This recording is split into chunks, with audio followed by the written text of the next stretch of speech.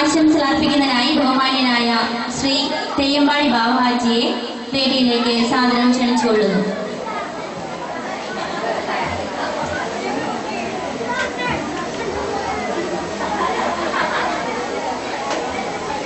പ്രിയങ്കരനായ അധ്യക്ഷ സുഹൃത്ത്, ബഹുമാനപ്പെട്ട സ്കൂളിൻ്റെ PTA പ്രസിഡന്റ് ബാബുഹാജി, നാം ഇന്നിവിടെ യാത്രയപ്പ് നൽകുന്ന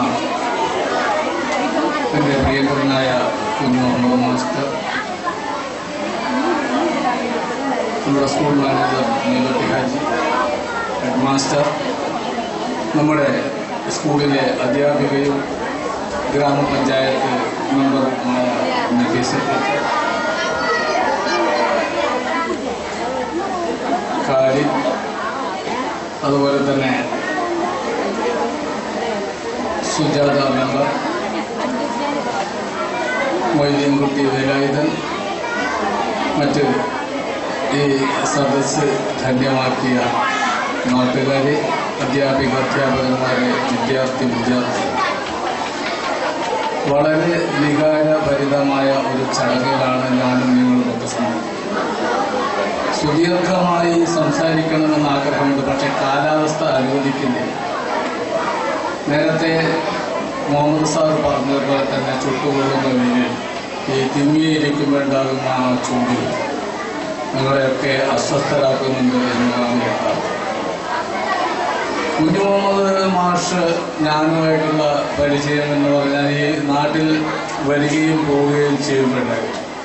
അദ്ദേഹം ഇവിടെ ഈ സ്കൂളിൽ ജോയിൻ ചെയ്ത ആ സമയത്ത് തന്നെ വിനീതനായി എനിക്ക് നാട് കടക്കേണ്ടി വന്നിട്ടുണ്ട്.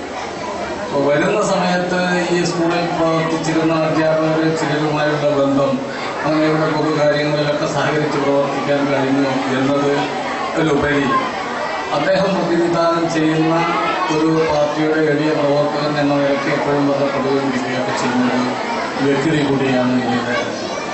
കുഞ്ഞു മുഹമ്മദ് മാഷെ സംബന്ധിച്ചിടത്തോളം ചില പത്രവാർത്തകളൊക്കെ കാണാം. മരണമുഖത്ത് നിന്ന് രക്ഷപ്പെട്ട മാന്യ സുഹൃത്ത് അത്ഭുതങ്ങൾ സൃഷ്ടിച്ചു എന്ന് പറഞ്ഞതുപോലെയാണ് ഒരു റിട്ടയർമെന്റ് കഴിഞ്ഞ വർഷം ഉണ്ടായിരുന്ന ആ റിട്ടയർമെന്റിന്റെ മുഖത്തിൽ നിന്ന് രക്ഷപ്പെട്ട് ഒരു വർഷക്കാലം നമ്മുടെ സ്കൂളിൽ രചനാത്മകമായ പ്രവർത്തനങ്ങൾ കാഴ്ചവെച്ചുകൊണ്ടാണ് അദ്ദേഹം ഇപ്പോൾ തിരിയുന്നത് എന്നുള്ളതാണ് യാഥാർത്ഥ്യം.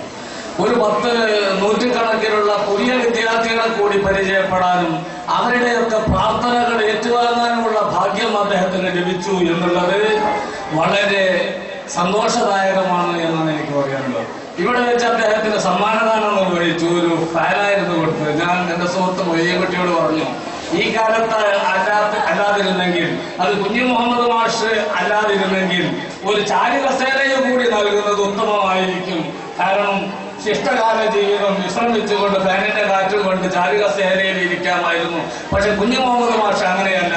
അദ്ദേഹത്തെ കാത്തിരിക്കുന്നത് നേരത്തെ ഇവിടെ സൂചിപ്പിച്ചതുപോലെ പൂമാലയിട്ട് സ്വീകരിച്ച് സാധാരണക്കാരായ ആളുകൾക്ക് സേവനം ചെയ്യുന്നതിനും സന്നദ്ധ ഭടനായി തെരഞ്ഞെടുത്തുകൊണ്ട് നാട്ടുകാർ അദ്ദേഹത്തെ കാത്തിരിക്കുകയാണ്. അദ്ദേഹത്തിന് അതിന് ദൈവം അനുഗ്രഹിക്കട്ടെ എന്ന് പ്രാർത്ഥിച്ചുകൊണ്ട്, അദ്ദേഹത്തിന് ആരോഗ്യങ്ങൾക്ക് വേണ്ടി പ്രാർത്ഥിച്ചുകൊണ്ട് എല്ലാവിധ ആശംസകളും അനുമോദനങ്ങളും അർപ്പിച്ചുകൊണ്ട് ഞാൻ നിർത്തുന്നു. ജയ് ഭാരത്.